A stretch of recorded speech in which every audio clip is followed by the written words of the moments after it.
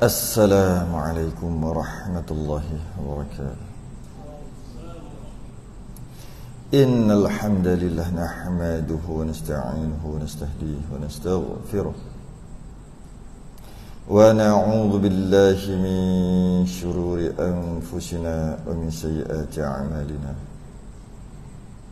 Man yahdihillahu fala mudilla lahu wa man yudlil fala hadiya lahu.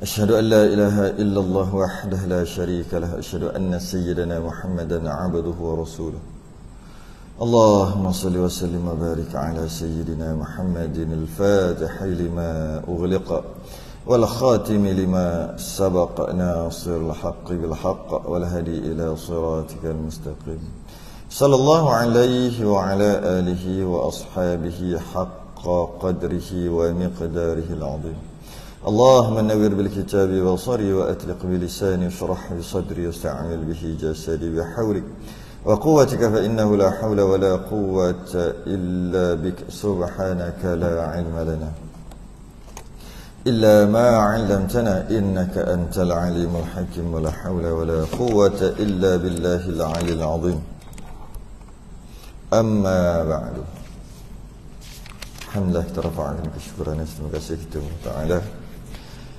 Pada malam ini dapat kita sambung pengajian yang lastnya, terakhirnya bulan lepas. Muka surat 8 Jawi 24 Rumi, kitab perukunan. 8 Jawi 24 Rumi. Masuk fasal baru.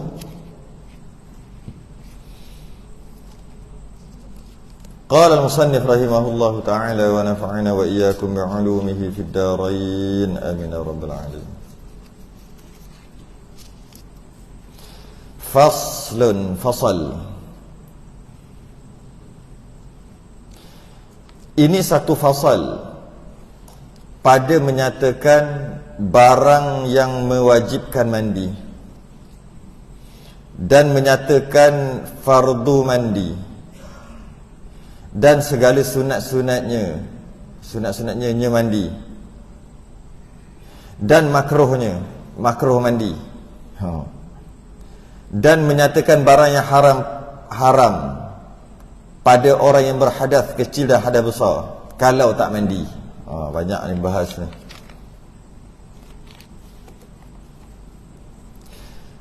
Ketahui olehmu, pengarang kata ketahui olehmu, kita lah ni semua. Ketahui olehmu bahawasanya mewajibkan mandi itu 5 perkara. Perkara yang mewajibkan mandi itu 5. Berlaku 5 ni maka wajib mandi. Kita mungkin tahu dah benda ni, cuma mungkin kita nak ulang. Ataupun mungkin ada yang tertinggal, dapat kita perkemas balik lah. Ada yang terlepas pandang tu, dapat kita, yang tak tahu tu dapat kita belajar balik. Ketahui ilmu bahawasanya mewajibkan mandi tu 5 perkara. Yang pertama mati. Dengan mati itu maka wajib mandi. Cuma yang mewajibkan mandi itu orang yang memandikan, bukan dia mandi sendiri sebab dia dah mati kan. Sebab tu setengah-setengah kitab dia tak masukkan mati. Sebab mati ni bukan kewajipan orang yang mati tu.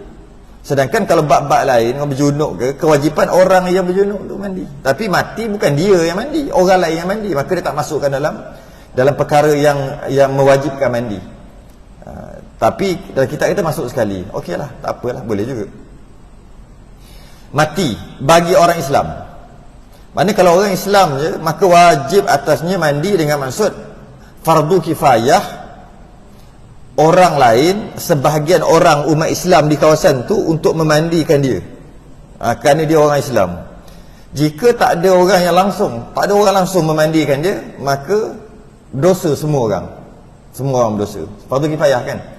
Kalau ada sebahagian, seorang lah paling kurang dah buat, iaitu memandikan jenazah yang mati tadi, maka yang lain semua terangkat dosa. Yang mana nak mandi-mandi ni hanya orang Islam aja boleh mandi. Orang kafir tak boleh mandikan. Maksud tak boleh tu, tak boleh memandikan jenazah tu. Tapi kalau nak mandikan bukan atas dasar wajib, boleh je. Orang kafir mati, kemudian mandikan dia, tapi bukan atas dasar wajib, mandikan je.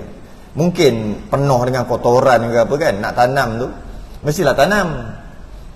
Ini dalam maksud orang kafir tu tidak diuruskan oleh keluarga dia, oleh agama dia lah. Kalau uruskan agama, dia urus diri lah, nak bakar ke nak apa ke. Tapi kalau tak diuruskan, takkan nak diam macam tu, busuk lah. Kerana bangkai yang paling busuk adalah bangkai manusia. Bangkai yang paling busuk, istilah kata bangkai yang paling busuk adalah bangkai manusia. Kalau kita kata bangkai gajah busuk, manusia lagi busuk. Sebab tu dia kena tanam. Malah busuknya bergantung kepada apa yang dia makan. Biasanya orang Islam busuk dia nak banding orang kafir lagi busuk. Ini bukan nak kata, ini hakikat. Sebab apa? Sebab makanan dan minuman ketika hidup, dia akan mempengaruhi busuknya jenazah tu ataupun mayat tu nanti bila mati ni. Orang isap dadah, saya pernah mandikan jenazah yang isap dadah, memang busuk. Busuk dia, kita ramai beratus dah kot jenazah, tapi yang ni busuk pelik. Lepas mandi-mandi tu baru tak dapat tahu. Cuma kita tak dibenarkan untuk mengungkit balik. Cuma lepas pada tu orang duk bercerita, baru dengar, oh pernah kita dadah rupanya. Lepas tu baru busuk. Antara lagi yang minum arak, busuk. Yang makan makanan daging-daging yang tidak disembelih, busuk. Busuk. Tapi kalau yang sembelih, busuk biasa lah. Busuk juga, busuk biasa. Kalau yang makan makanan yang tak disembelih, busuk pelik. Makan yang haram-haram macam babi ke, makan biawak, buaya ke, yang ni pelik-pelik, yang panggil exotic ni, makan lipas, ada orang kata makan kala jengking apa semua, memang busuk. Busuk sangat. Okay? Jadi orang kafir bila busuk, basuhlah dulu. Kita istilah macam mandi lah, lepas tu tanam kan, sebab tak ada diuruskan. Kalau nak biar busuk, maka mandi tadi boleh, tapi bukan atas dasar kewajipan. Hanya orang Islam dia boleh mandi kan, atas dasar kewajipan. Tapi bukan semua orang Islam, yang lain daripada yang mati syahid. Mati syahid tak boleh mandi. Syahid ada 3.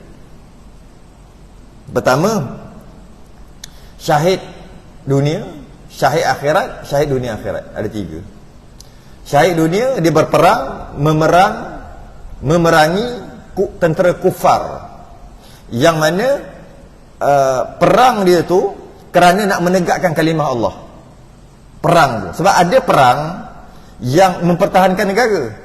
Itu bukan perang untuk menegakkan kalimah Allah, itu mempertahankan negara. Jika mati dalam keadaan tadi, bukan syahid. Bukan syahid dunia akhirat. Ini cerita dunia akhirat, bukan syahid dunia akhirat. Dia syahid akhirat saja. Sebab dia mati lawan tentera kafir, cuma tujuan dia mempertahankan negara. Maka mati dia tu mati syahid akhirat. Dia syahid dunia akhirat yang haram mandi, yang tak boleh mandi kan. Sebab maksud syahid ni adalah saksi. Apa yang saksi? Diri dia termasuk darah-darah dia jadi saksi dekat akhirat nanti. Kalau kita basuh, seolah kita buang saksi, dia tu mati syahid. Jadi syahid mana yang tak boleh mandi ni? Haram mandi, berdosa siapa mandikan dia ni. Dia kena ke bumi gitu-gitu aja. Bagi orang yang mati syahid dunia akhirat. Mati syahid akhirat wajib mandi. Dekat akhirat nanti dapat pahala macam syahid. Tapi dekat dunia uruskan 4. Mandi, kapas, sembahyang, tanam. Kalau mati syahid dunia, dekat atas dunia tak mandi, tanam gitu-gitu aja syahid. Tapi dekat akhirat dia dihukum kerana masalah dalam.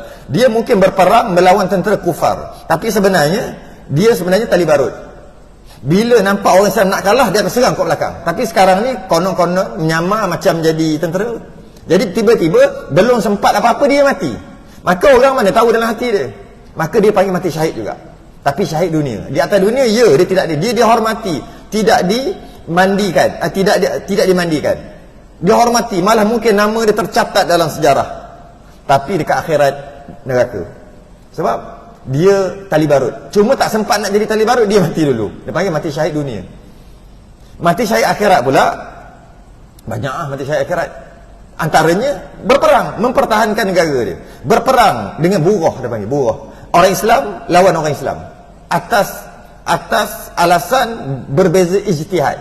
Dia ni kata begini, ni kata begini. Akhir sekali perang, mati. Tak jadi mati syahid dunia akhirat, tak. Yang jadi mati syahid dunia akhirat yang haram mandi ni, hanya mati syahid memerang tentera kufar, tambah lagi menegakkan kalimah Allah. Berperang dengan tentera kufar bukan menegakkan kalimah Allah, tak boleh. Tak boleh apa? Tak dapat mati syahid dunia akhirat. Turun pangkat, mati syahid akhirat saja. Tu aja. Mati syahid juga, cuma syahid turun pangkat sikit. Yang terbaik dunia akhirat lah kan.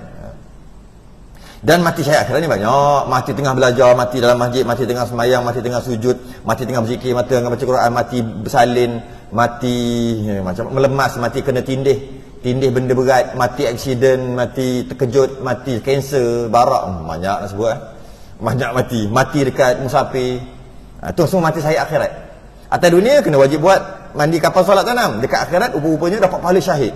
Dia panggil mati syahid akhirat. Yang kata mati syahid ni syahid dunia akhirat yang memerangi tentera kufar untuk menegakkan kalimah Allah ni. Okey, jadi mati ni tak boleh mandikan dia. Kalau mati biasa, kebanyakan mati syahid akhirat atau mati kita biasa ni, maka wajib mandi. Okey. Yang kedua, yang wajib mandi juga. Yang tadi tu orang yang wajib mandikan dia, yang ini dia sendiri wajib mandi dia, bukan orang mandikan. Yang kedua haid. Yang ketiga nifas. Yang keempat wiladah. Wiladah tu beranak, melahirkan. Alang-alang kita bincang berkaitan dengan perkara ni. Siapa yang tak tahu lagi lah, yang tak tahu tak apalah. Kita ada kelas muslimat kat sini. Tahu tak? Tak tahu kan? Ada yang tak tahu.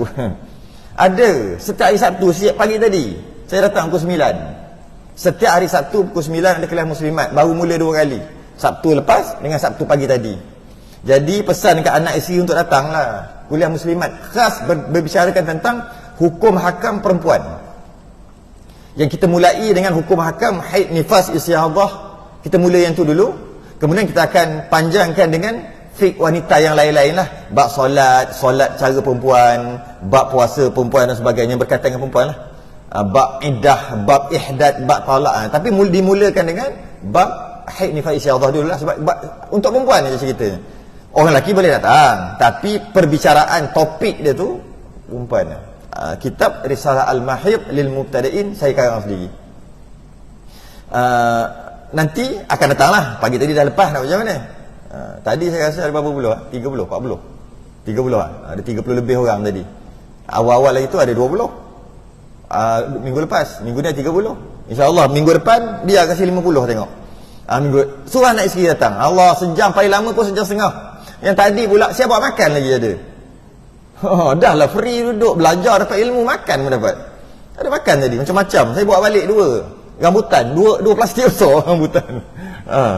Jadi suruh anak isteri kalau nak datang sekali boleh lah, duduk je, tak ada masalah. Duduk je. Hari tu Haji Wan, Haji apa? Haji Degih ada hari tu. Haji Wan pergi mana tah? Di Kota Baru ke mana kan? Dia tak datang lah. Cuma lelaki boleh lah duduk belah sana, perempuan duduk belah sini. Tapi yang fokus kita dekat perempuan. Siapa ni? Nanti pesanlah kat anak isteri. Hari Sabtu ni tak payahlah masak sarapan, awak relax. Saya pergi kedai aja, minum teh tarik kat kedai macam mana. Awak pergi belajar. Tak lama, 9 sampai pukul 10. Kalau ada soal jawab sampai 10.30. Lepas tu makan sebelah balik lah. Bimbang takut apa? Jika salah anak perempuan buat, jika salah isteri buat, takut dia dakwa kat Padang Mahsyar nanti. Dia dakwa ketua dia lah, suami dia akan dakwa.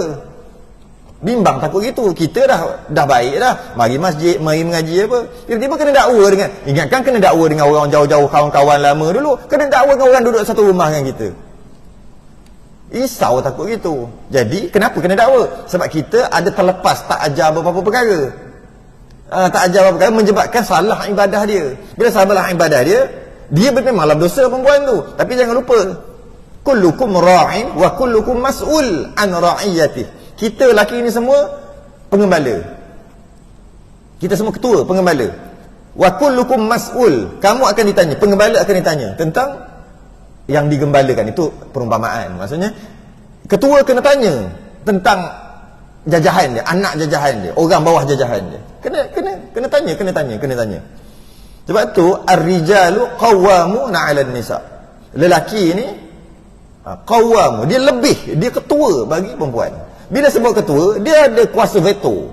Tapi kuasa pangkat datang bukan saja-saja, dia datang dengan tanggungjawab. Dia datang dengan rasa pahala. Jadi dahlah ada kuasa veto.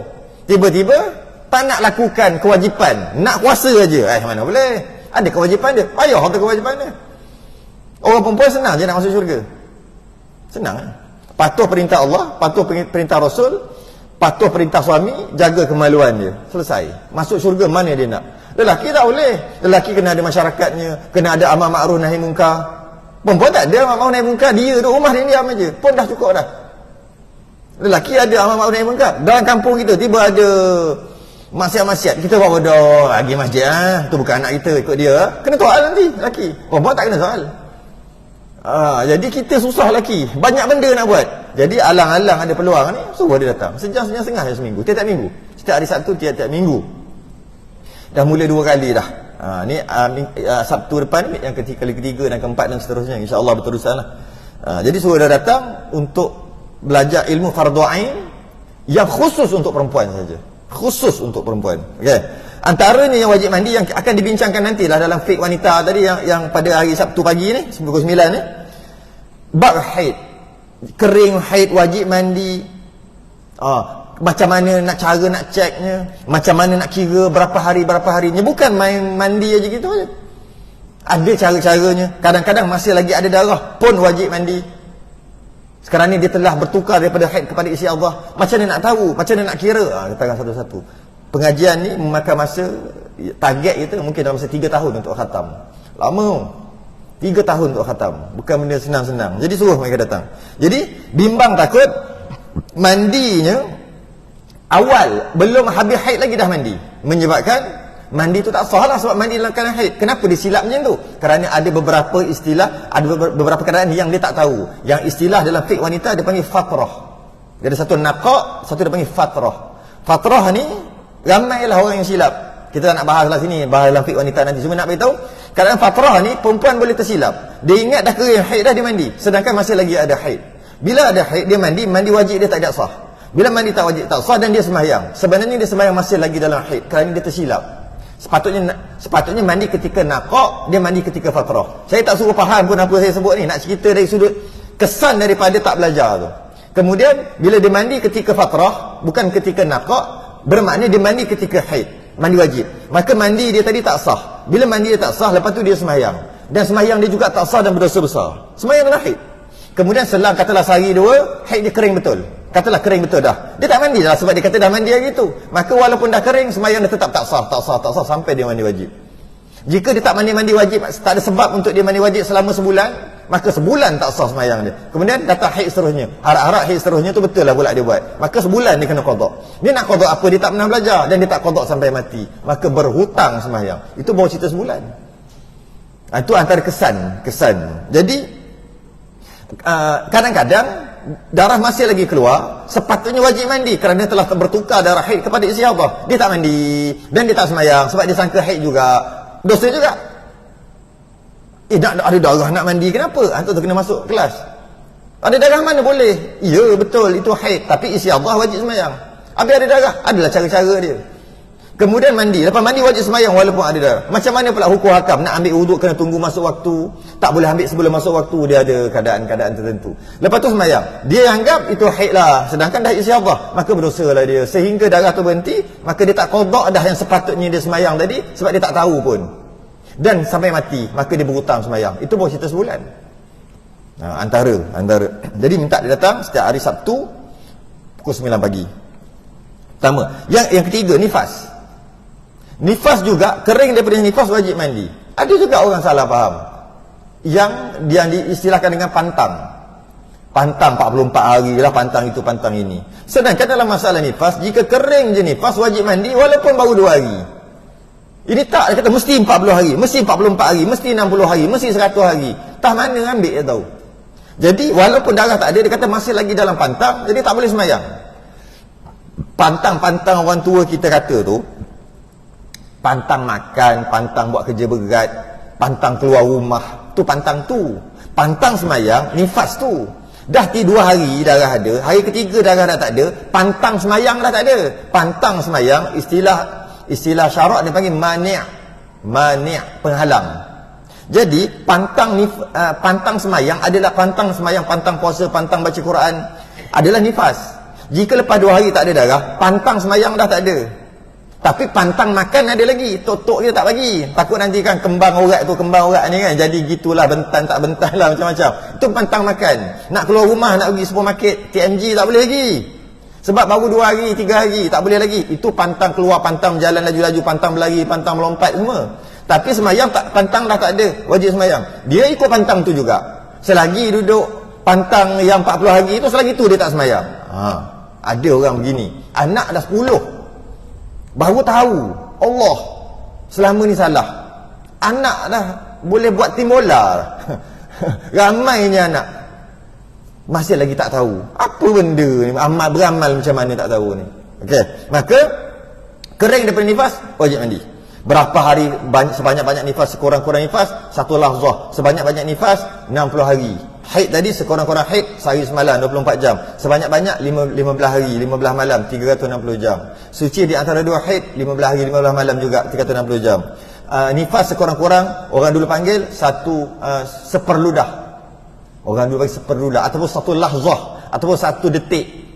Kita lelaki yang tak pernah dengar tak apa lagi. Rumah pernah dengar tak? Tak pernah dengar, macam ni dia buat selama ni. Istilah-istilah tadi kita kena tanggung tu. Jadi sebanyak-banyak 60 hari. Jika lebih 60 hari macam mana nak buat dan sebagainya, akan dibahaskan. Jadi yang ketiga nifas, kering nifas wajib mandi. Yang keempat wiladah. Ini juga boleh jadi salah faham. Dia kata darah wiladah. Wiladah ni bukan darah. Wiladah ni bahasa Arab. Bahasa Melayu dia panggil melahirkan, beranak. Dia tak ada darah wiladah. Mana ada darah wiladah? Yang ada darah haid, nifas, isyaddah, 3 aja. Tambah lagi darah fasad, darah talak. Semua ada 5. Dari sudut istilahnya ada 5 darah. Wiladah bukan darah.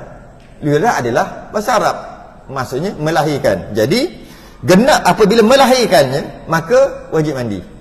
Biasanya mandi wiladah ni tak boleh lah. Sebab lepas melahirkan dia akan keluar anak, dia akan keluar nifas terus. Itu normal. Itu orang dulu cakap keluar kok pintu. Anak tu keluar kok pintu, maka keluar anak, lepas tu terus keluar darah. Darah tu namanya darah nifas. Walaupun wajib mandi kerana beranak, tapi tak boleh mandi kerana nifas. Tapi ada orang mandi juga. Dia mandi dulu, nanti kering nifas, mandi nifas pula. Oh, bukan gitu. Haram mandi waktu tu. Sebab apa? Sebab ada nifas. Walaupun wajib mandi wiladah, tapi nifas ada. Nifas kan haram mandi. Tak boleh mandi. Habis tu bila nak mandi? Mandi gabung sekali bila kering nifas nanti. Okey. Dan masa bila mandi wiladah ni ada yang terus mandi? Biasanya buat pembedahan. Orang dulu cakap keluar kok tingkap. Dia tak mau keluar kok pintu, dia keluar kok tingkap. Bila keluar kok bukan normal, cara normal, keluar kok tingkap, belah scissor, maka biasanya nifas tak keluar lagi. Bila nifas tak keluar lagi, wajib sembahyang. Sebab apa? Tidak ada mani', tidak ada penghalang. Tak ada pantang. Pantang apa pantang? Pantang sembahyang. Pantang makan dah start ada dah nak keluar. Pantang makan, pantang berjalan, tak boleh, takut terbuka balik jahitan tu. Ataupun gam tu terbuka balik. Jadi pantang berjalan, pantang semua ada. Pantang semayang tak ada. Sebab pantang semayang haid dengan nifas saja. Sekarang tak ada pantang semayang. Jadi wajib semayang. Baru lahir anak, wajib semayang. Semayang cara orang sakit macam mana kita akan bincang kemudian abad tu. Tapi wajib semayang dulu. Macam mana nak wajib semayang? Kena wajib mandi. Ya, nama mandi tu mandi wiladah. Macam mana nak mandi? Ada balutan, ada tampalan, nak kena tayamum dan sebagainya. Ada cara tu bab lain lah. Cuma nak beritahu wajib semayang. Bila keluar nifas, biasanya orang buat pembedahan keluar kok tingkap ni, biasanya lepas 3-4 hari baru keluar. Jadi 3-4 hari awal tu dia wajib solat. Macam mana nak solat, nak bangun pun rasa terik, solat duduk. Nak duduk tak boleh, solat baring. Habis nak mandi macam mana? Nak mandi tak boleh, nak pergi bilik air pakai spray. Contoh kan, sakit, baru lepas bersalin, pembedahan. Kena makan tak? Kena makan. Boleh tak makan berdiri? Tak boleh. Pandai pula kita fikir, bab makan. Tak boleh berdiri, makan duduk. Tak boleh makan duduk, makan baring. Tak boleh suap sendiri. Orang suap kan? Oh, bab makan kita pandai. Bab nak mandi, wajib tak pandai pula. Siapa nak mandikan? Masa makan, siapa yang suap? Suruhlah suami ke mandikan ke siapa ke? Adalah cara, buatlah sesuatu. Kita lambat makan ni, cukup pandai. Oh, tak boleh, nak berduduk pun tak boleh. Tapi lapar ni, tak boleh bergerak. Habis tu macam mana? Ada je. Boleh suruh orang tu, malah mungkin upah nurse, upah orang untuk suap makan. Begitu, itu makan untuk kenyang perut. Ini ibadah. Nak mandi, fikirlah cara macam mana nak suruh. Sama ada suruh suami ke, bawa pergi tu ke, bawa pergi sini ke, apa katil yang boleh tolak ke, ataupun ambil spray ke. Buatlah macam tu. Boleh buat kalau nak buat. Macam mana boleh makan. Dengan tangan tak boleh makan. Makan apa? Dengan sudu. Dengan sudu tak boleh makan. Makan apa? Straw. Pandai fikir bab makan. Bab sembahyang kena pandai jugalah. Bab makan pandai. Pakai straw masuk kotor masuk, seduk air. Beli pula minuman yang berkhasiat. Samalah bab sembahyang pun. Nak mandi adalah cara dia. Maka wajib mandi. Lepas 3-4 hari sembahyang tu keluar darah, baru nifas. Baru nifas, haram sembahyang balik. Habislah cerita kat situ. Sikitlah, itu sikit kat situ. Dalam fiqh wanita kita cerita detail satu-satu. Jikalau alaqah dan mudghah sekalipun. Alaqah ni ketulan darah. Gumpalan darah. Dia tak panggil ketulan, dia panggil gumpalan. Gumpalan darah. Mudghah dia panggil ketulan daging. Mudghah ketulan daging, alaqah gumpalan darah. Gumpalan darah-darah ketul-ketul yang kita picit darah tu dia jadi pecah darah tu. Dia panggil gumpalan darah. Ataupun mudghah ni dah jadi daging misalnya. Gugur lah maksudnya. Sama ada keluar gumpalan darah setelah 3 bulan biasanya gugur. Doktor kata kalau tak gugur ni jadi anak ni darah ni. Tengok ketul. Dia macam ketul dia macam paru-paru ayam. Saya biasa tengok paru-paru ayam. Kalau dia nampak ketul, tekan hancur. Ataupun macam susu tepung bancuh air sejuk. Jadi mana? Tu maksud gumpalan darah lah kan, gumpalan tu. Nampak macam gumpalan, tekan hancur. Jika keluar macam tu, maka wajib mandi juga. Wajib mandi. Mandi wiladah, wajib mandi. Walaupun keluar sekejap, keluar sejam lepas tu berhenti dah, wajib mandi. Namanya mandi wiladah, beranak. Beranak apa? Keluar darah. Istilah beranak tu secara umumnya ada 2. Satu beranak hidup, yang kedua beranak mati. Beranak mati orang Melayu panggil gugur. Gugur pula ada jenis dah ada bentuk, ada jenis yang tak ada bentuk, tapi tetap namanya gugur. Jadi bila gugur dah keluarlah yang sepatutnya jadi anak dalam bentuk gumpalan alaqah, gumpalan darah. Dan yang mana kalau dibiarkan kalau tak gugur dia akan jadi anak. Maka keluar tu, lepas tu berhenti darah, wajib mandi. Mandi apa? Mandi wiladah. Ataupun keluar dah 4 bulan. 4 bulan biasa dah ada besar ni dah. Macam daging, nyok dah. Biasa payah nak cari. Bila dia tu susah nak cari sebab dia campur dengan darah bila gugur tu. Tapi kalau jumpa dia dah besar ni lah. Dah ada besar ni lah. Bila 4 bulan biasanya lah. 4 bulan. Jadi bila dah jadi daging sama juga. Keluar daging tu macam beranak lah. Dia panggil beranak mati atau gugur. Maka lepas pada tu wajib mandi. Cuma yang dia kata dengan tiada basah sekalipun. Walaupun keluar tu kering sekalipun, bukan keluar dengan darah, keluar kering sekalipun. Mungkin buat pembedahan, mungkin pakai istilah dia panggil DNC, cuci. Apa sahaja cara yang mana keluarnya anak sama ada dalam bentuk gumpalan darah, ketulan daging, lebih-lebih lagi keluar yang dah siap, dah ada muka, dah ada apa lagi lah, maka wajib mandi. Apa yang wajib mandi ni? Ibu tu lah wajib mandi. Mandi apa namanya? Mandi wiladah. Jika ada darah tak boleh mandi lagi sebab darah tu darah nifas. Darah berhenti, namanya mandi wiladah. Okey.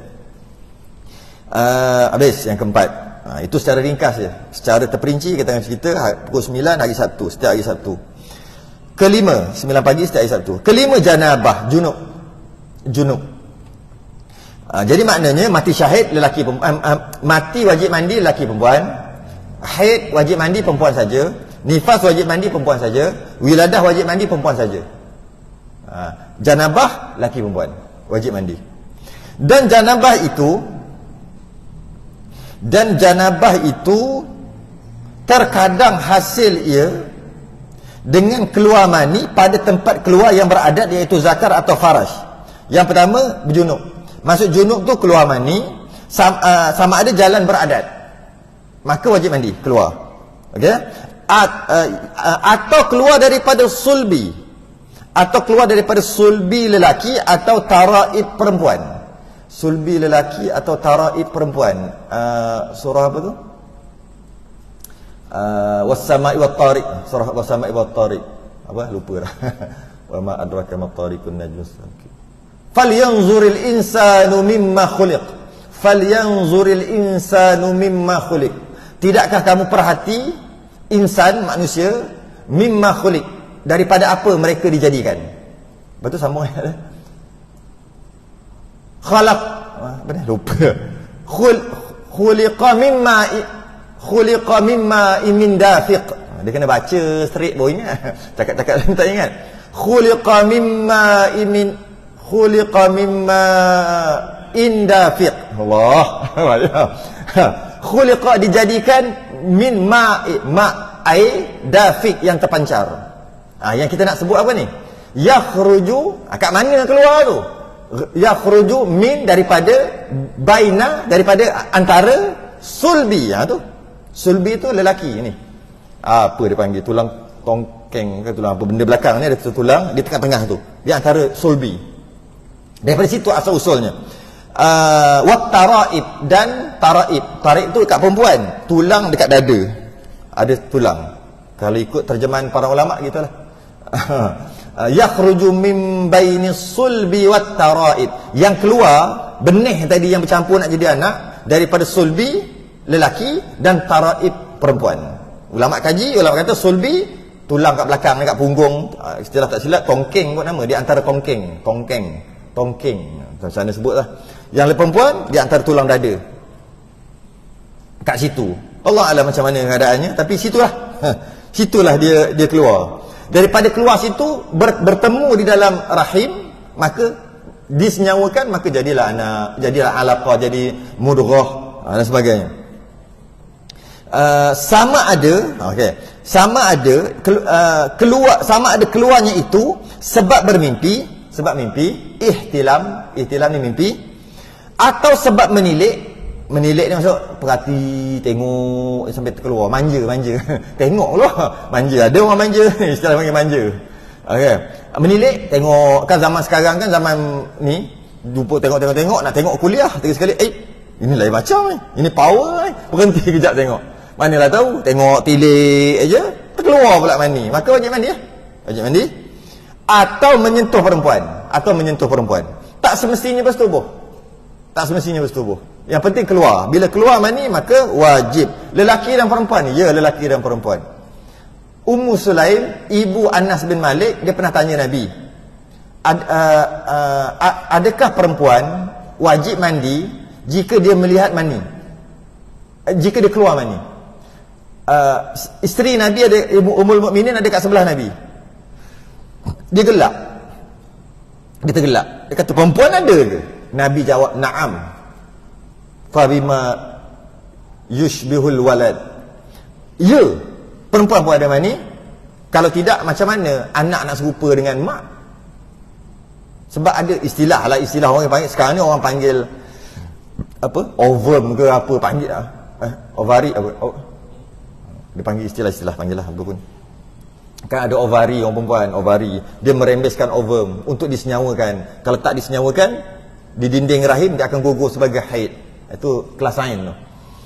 Jadi maka jika keluar secara beradat ataupun bukan beradat. Jap. Oh, tak tulis ni. Ataupun dengan tidak beradat. Maksud tidak beradat tu adalah di kat sini sama ada keluarnya sebab bermimpi. Keluar yang beradat ataupun tidak beradat. Maksud tidak secara beradat, ikut salurannya keluar, ataupun tidak beradat. Contoh tidak beradat macam mana? Contohnya, saya bagi contoh lah, accident kena organ tertentu, terbelah ke apa, keluar mani kot tu. Kok perut ke, kok mana lah, kok mana yang terbelah tu lah, wajib mandi juga.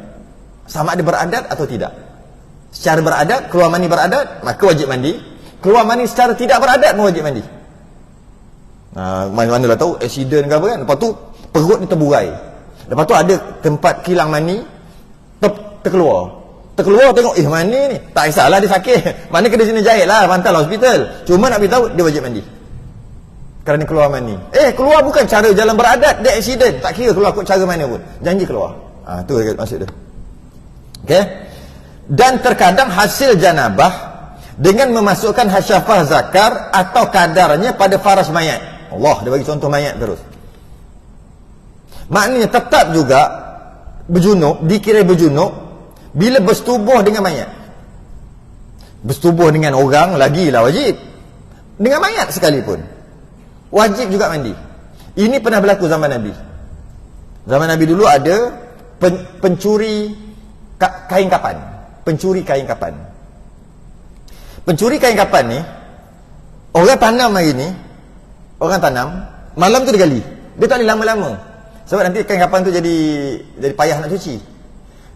Kenapa dia curi kain kapan? Banyak kan benda lain boleh curi. Orang dulu miskin sangat ni. Kain kapan tu dapat jual sikit pun jadilah. Macam tu. Nak cari tak banyak harta, nak curi apa? Kain kapan pun jadilah. Maka dia pencuri. Zaman Nabi ni, dia pencuri kain kapan. Siang ke bumi, malam tu dia gali. Dia gali, ambil kain kapan, dia tengok rupanya mayat tu mayat perempuan. Mayat tu mayat perempuan. Dia pun naik nafsu bersetubuh dengan perempuan, mayat tadi tu.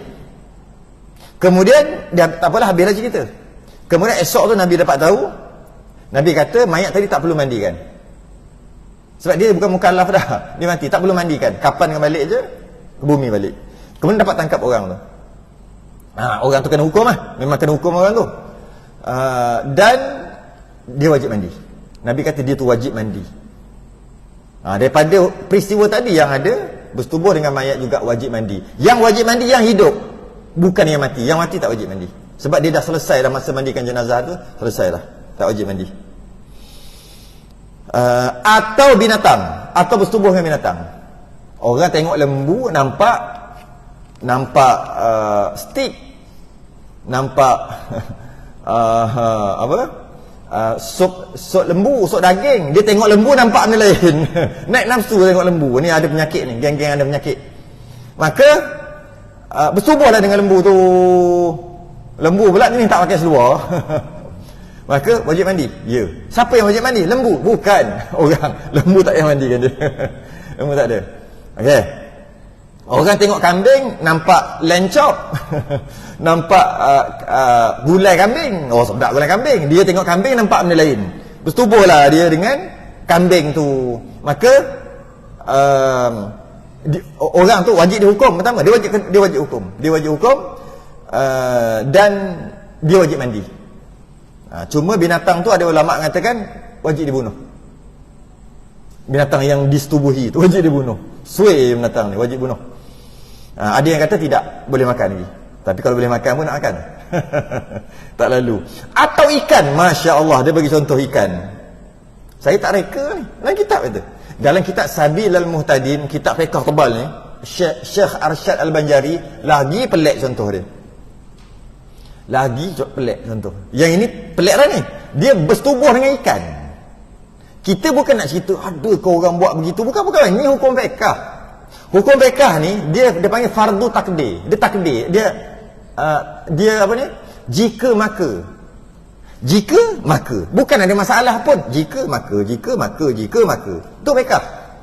Kalau tak ada ulama dulu buat jika maka, jika tu soal, maka tu jawab. Kita sekarang masalah. Nasib baiklah ulama dulu buat jika. Yang waktu itu tak berlaku pun. Dan orang dulu cakap apa benda lah ulama ni, merepek-repek cakap. Tapi sekarang benda tu sangat diperlukan. Apabila ada duri termasuk dalam anggota wuduk, kat muka ke kat tangan, duri tu besarnya adalah yang ada kepala. Duri tu ada kepala, bukan masuk hilang tu dalam, bukan, yang masuk ada kepala. Yang mana kalau cabut, sekira-kira kalau cabut ikut akal, dia meninggalkan lubang, maka wajib tayamum. Okey. Sekarang orang guna kias kepada jarum. Kalau ada drip jarum tu, nak semayang tak boleh main ambil wuduk aje, wajib tayamum. Saya nak beritahu apa?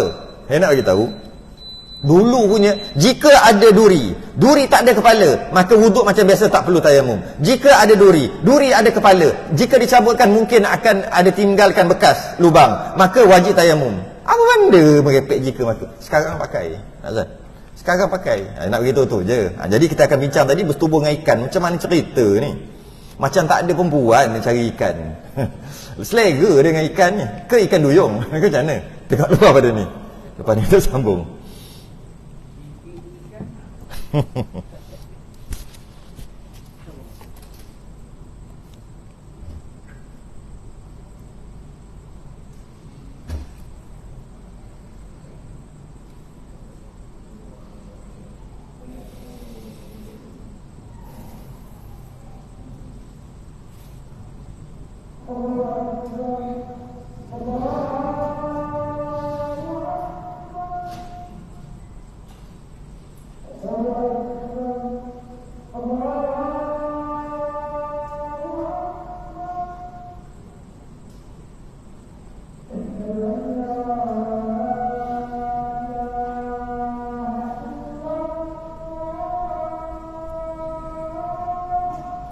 Asyhadu an la ilaha illallah.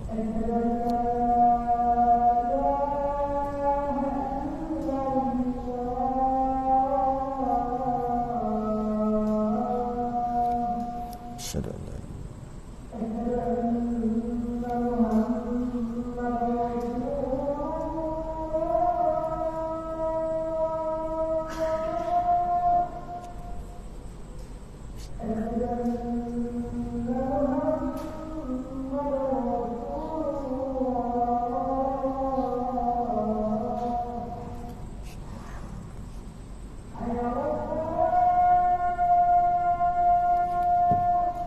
la haula wala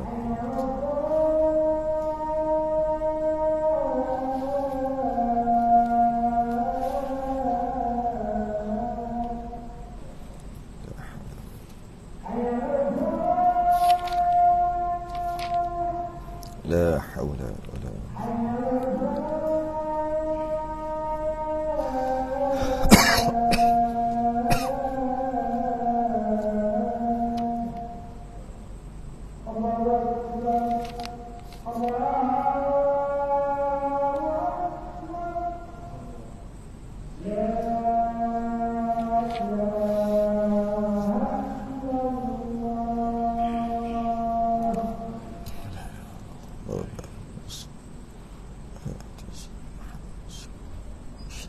درجة الله.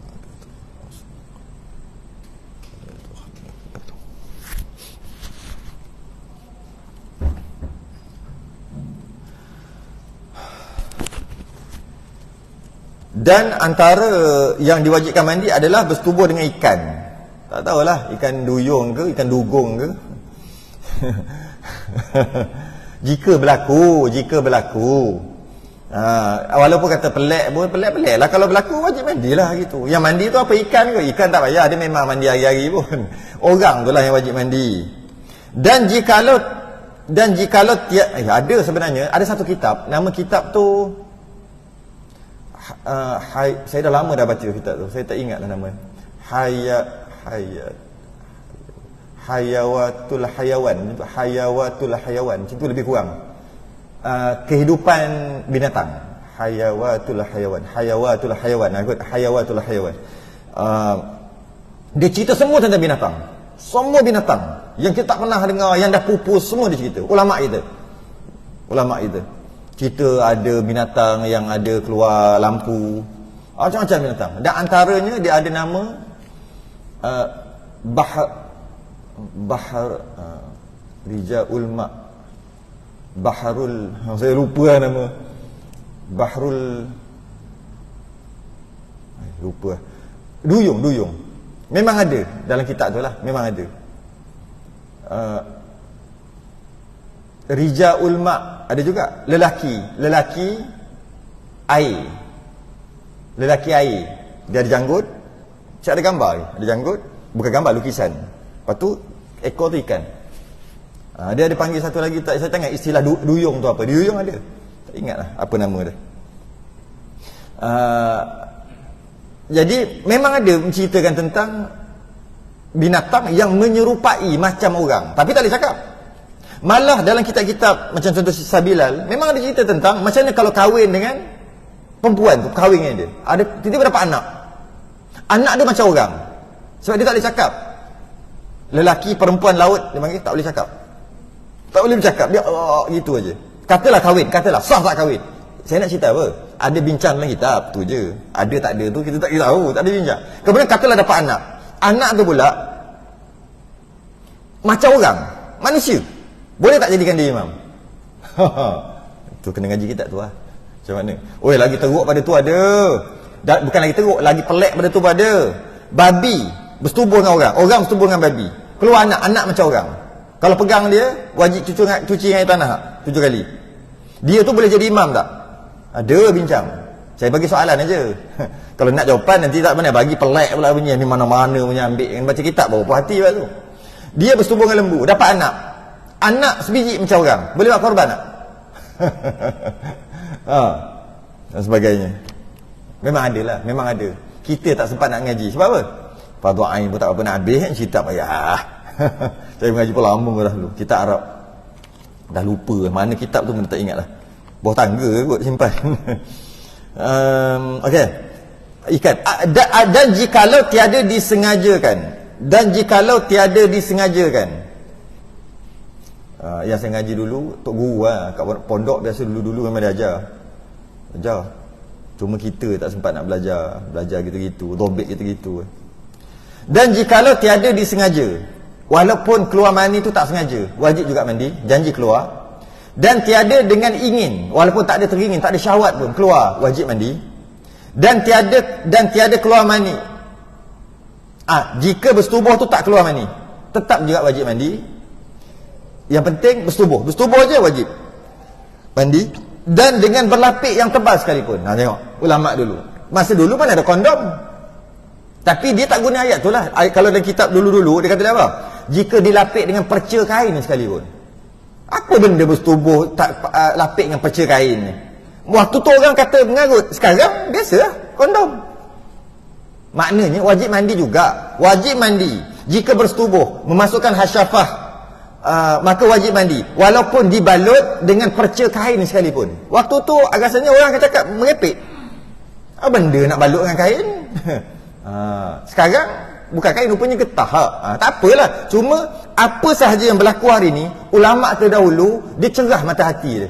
Dia nampak merentasi zaman. Lagi 300-400 tahun dia nampak dah. Nampak tu dengan bukan nampak, tak tahulah nampak macam mana. Maka dia tulis kitab. Bila kita baca, takjub, Masya Allah, ulama macam mana dia boleh terfikir. Waktu tu tak ada lagi. Kita sekarang pakai yang dia fikir gitu. Macam mana kalau nak ambil wuduk di tempat yang di tempat dekat angkasa, macam nak ambil wuduk? Air terbang, ambil air, kejar air. Sebab kan dia tak ada graviti. Dah ada dalam kitab, tapi dia tak kata angkasa lah. Adalah kaedah yang dipakai. Hebatlah ulama dahulu. Dan jika berlapik dengan tebal sekalipun lapik tu, janji bersetubuh, wajib mandi juga. Kalau tak mandi, aku berlapik, tak, wajib mandi juga. Dan demikian lagi hasil janabah, dan demikian lagi tetap jadi janabah dengan masuk wajib mandi dengan melihat mani pada kain yang ia jua memakai dia. Jika dia pakai kain tu aja, dia seorang je pakai kain tu, tak kongsi dengan siapa-siapa, dia tak sedar pun bila keluarnya, tahu-tahu dah ada dah, maka wajib mandi. Sebab dia sahaja yang pakai kain tu. Okay? Atau pada tempat ketidurannya yang ia jua menidih. Ia jua tu maksud dia seorang je tidur kat situ. Tiba-tiba bangun tidur, tengok dekat katil, dekat cadar ada mani, maka wajib mandi. Dengan syarat, kain tadi, kalau bab kain tadi dia seorang je pakai, dengan syarat, kalau katil tadi dia seorang je tidur kat situ. Jika kain tu dua orang pakai, kata dua orang pakai, dia, isteri dia, atau dia, kawan dia, atau siapa-siapa lah, yang penting 2 orang ke atas, 3-4 orang pakai, tak wajib mandi. Semua tak wajib mandi. Pakat-pakat kongsi kain, dia pun sedar, ada mani ni, mani siapa ni, siapa nak ngaku?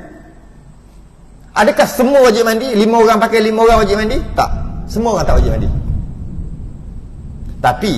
Tapi setiap seorang tu tak boleh jadi makmum kat seorang yang lain kalau nak sembahyang berjemaah. Dia ni tak boleh jadi macam inilah. Saya tukar contoh. Saya nak ambil contoh katil pula. Dan atas katil ni ada para ulama bincang. Atas katil dia tidur. Dia seorang tidur. Bila seorang tidur, bangun-bangun tengok ada kesan mani, maka wajib dia mandi sebab dia seorang. Kalau tidur berdua, laki dengan laki, tidur berdua, bangun pagi esok ada mani, dua-dua tak wajib mandi. Katalah bangun pukul 6 pagi, dua-dua tak wajib mandi. Tak wajib mandi.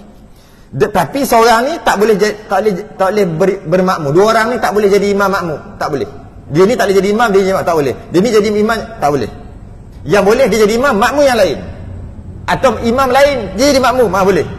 Tak boleh. Kerana apa? Itu hukum fiqh. Kerana mani tu mesti salah orang punya, takkan hantu punya. Tak dia. Tapi tak ada bukti mengatakan dia, dan tak ada bukti mengatakan dia. Maka hukum fiqh dua-dua tak kira. Bukan dua-dua kena mandi, tidak. Hukum fiqh dia gitu. Selagi tak yakin, tak boleh jatuh hukum. Dia kena yakin.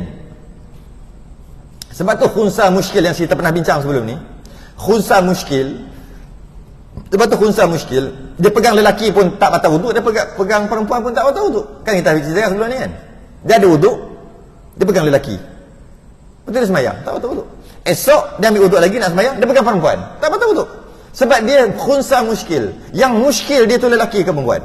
Bila dia pegang lelaki dalam keadaan berwuduk, dia mungkin tak perempuan. Mungkin. Dia mungkin tak lelaki. Mungkin juga ada bukti tak dia tu perempuan. Tak ada bukti. Maka dia pegang tu tak batal wuduk. Esok tu pula dia nak sembahyang, ambil wuduk lagi, dia pegang perempuan pula. Dia mungkin perempuan, dia mungkin lelaki. Muskil, khunsa, dua alat kelamin. Jadi bila macam tu, boleh tak nak kata dia batal wuduk? Tak boleh, sebab tak yakin dia tu lelaki ke perempuan. Selagi tak yakin, selagi tu tak boleh jatuh hukum. Tak boleh jatuh hukum. Jadi bila dia mati nanti khunsa muskil, dia dapat dua bahagian ke satu bahagian? Dia dapat satu bahagian, bukan dapat dua. Sebab kalau dia dapat dua, kalau hakikat sebenar dia perempuan, dia telah ambil hak orang. Kalau dia dapat satu bahagian, berbanding lelaki dua, dapat satu. Kalau dia tu perempuan, memang dia dapat satu. Kalau dia tu lelaki, dia dapat kurang daripada sepatutnya. Tak apa, janji jangan ambil hak orang. Pekah tu, fik ni dia punya yakin. Dia tak boleh main-main tuduh-tuduh, dia yakin. Jadi oleh kerana dia tidur satu katil, dia pakai kain tu kongsi dua orang, tiba-tiba ada kesan mani dan masing-masing tak berasa, tak mengaku masing-masing tak berasa, maka dua-dua tak payah mandi. Cuma tak boleh, orang ni tak boleh jadi imam, orang ni tak boleh jadi makmum. Dia tak boleh jadi imam, tak boleh jadi makmum. Sebab apa? Sebab kemungkinan salah satu mesti. Jadi kalau yang ni jadi imam, ni jadi makmum, maka jadi tak sah sembahyang ni. Tak sah sembahyang makmum. Imam sah. Kalau dia ni jadi imam, jadi makmum, tak sah sembahyang makmum tadi. Sebab dia kata bukan aku punya. Maknanya kita ada dua, engkau punya. Tiba-tiba kata engkau punya dan dia tu tak mandi, mana boleh sembahyang? Sebab i'tiqad dia bahawasanya dia punya, kawan tu punya. Tiba-tiba kau duduk belakang dia. Sebab tu tak sah sembahyang makmum. Imam sah sebab dia kata bukan aku. Habis dia yakin dia punya pasal. Keyakinan aku bukan aku punya. Makmum tadi bukan aku. Kalau bukan kau siapa? Dia ada dua kan? Dia lah. Habis kau sembahyang belakang dia kenapa? Macam tu lah. Tak sah. Alright. Tak ada lah berdosa. Cuma macam ni, istilah dia tak wajib mandi. Kalau mandi juga macam saja tak ada berjunuk mandi, jadi gitu, jadi lara, jadi gitu lah. Jadi tak ada apa-apa. Taklah berdosa. Jadi macam mandi tanpa sebab. Dia tak ada junuk pun, tiba-tiba mandi apa? Mandi wajib. Mandi wajib apa? Jadi dia tak jadi apa-apa. Mungkin dia. Dua-dua pakat-pakat mandi dua-dua. Jadi tak jadi apa-apa pun. Dua-dua kalau dua-dua mandi, kalau macam ni dua-dua mandi, bolehlah jadi imam makmum dah. Sah belaka dah kalau dua-dua mandi. Dua-dua mandi.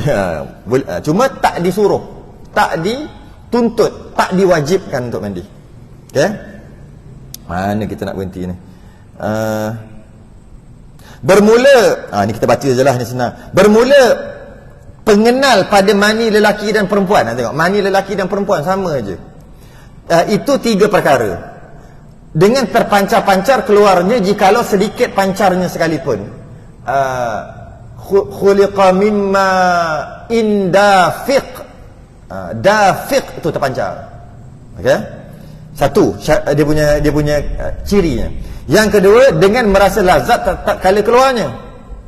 Dan jikalau tiada terpancar ia sekalipun, maka itulah mani, maka wajib mandilah. Kerana sedikitnya, sikit sangat. Dan lazim daripada merasa lazat itu lemah zakarnya dan pecah syahwatnya. Turun syahwat, pecah syahwat, turun syahwat. Kemudian daripada ghalib, kebiasaannya gitu aja. Kebiasaannya bila keluar mani wajib mandi. Apa tandanya? Lepas tu jadi lemah. Dia jadi lemah. Bila dia jadi lemah tu, itu ghalib, kebiasaan. Ada je tak lemah-lemah pun. Itu cerita lain. Itu bab lain. Cuma kebiasaannya dia kata pecah syahwat. Istilah pecah syahwat ni turun. Tak gila dah. Dia tak jadi gila, tak gila steering lah, dah turun.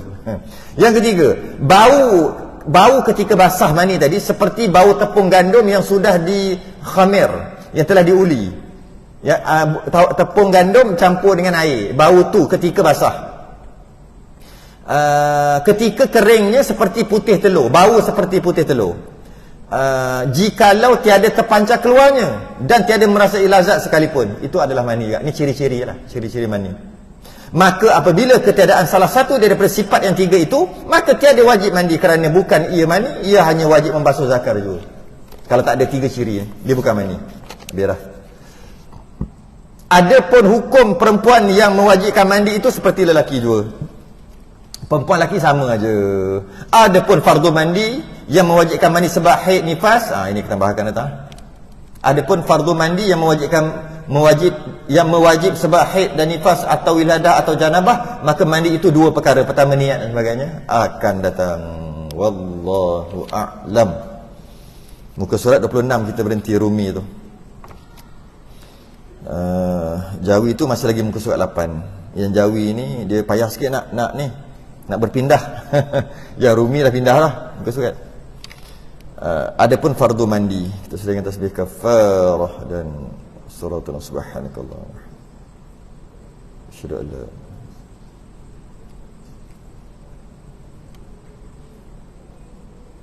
Assalamualaikum warahmatullahi wabarakatuh.